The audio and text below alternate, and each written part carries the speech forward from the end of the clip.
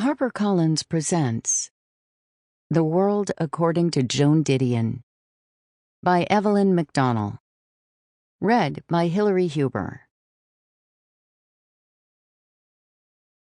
To the J&J of my world, John and Judy, I love you, Dad. And to Sarah Lazen, my agent for 3 decades and counting. Without her, this book would not be in your hands. Remember what it was to be me. Joan Didion, on Keeping a Notebook.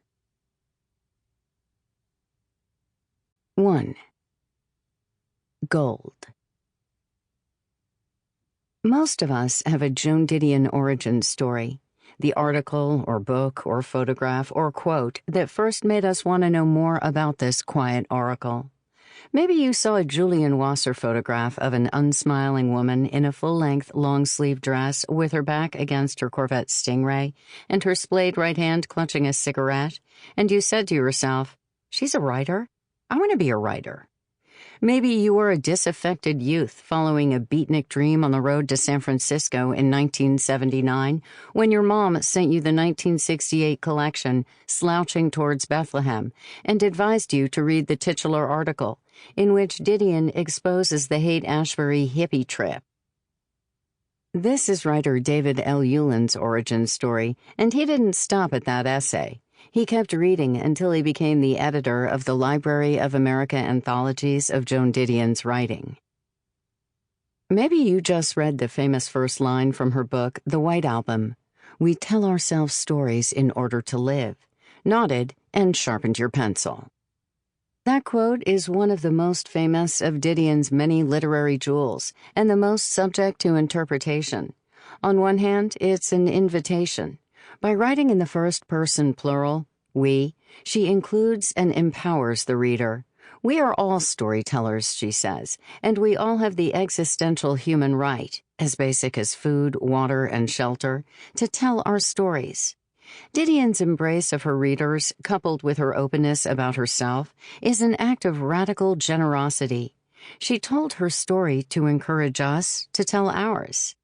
But the essay, like so much of Didion's writing, is also an indictment of narrative's ability to limit and distort reality, and Joan includes herself in this indictment. She empowers us, and she warns us. Stories can be lies. We live entirely, especially if we are writers, by the imposition of a narrative line upon disparate images, ideas with which we have learned to freeze the shifting phantasmagoria which is our actual experience. She says in The White Album, narrative was her expertise and her enemy. We live in an age of reckonings over who gets to tell stories and how and why. Didion faced this abyss as a young woman beginning her career and her family, and her transparency about this dissolution was her, and our, saving grace.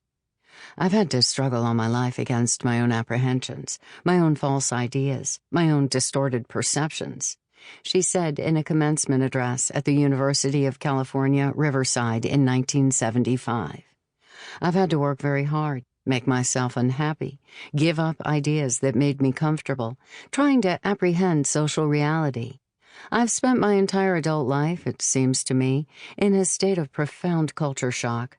I wish I were unique in this, but I'm not. Didion expressed many of her foundational concepts first in speeches like these, mostly at universities, to younger audiences. This is part of what has made her legacy so transformative for multiple generations. She was literally speaking to us, passing on what she had learned. It takes an act of will to live in the world, which is what I'm talking about today, she said at Riverside. By living in the world, I mean really trying to see it, look at it, trying to make connections. And that's not easy. It takes work. You have to keep stripping yourself down, examining everything you see, getting rid of whatever is blinding you. Then she offered this advice: throw yourself into the convulsion of the world.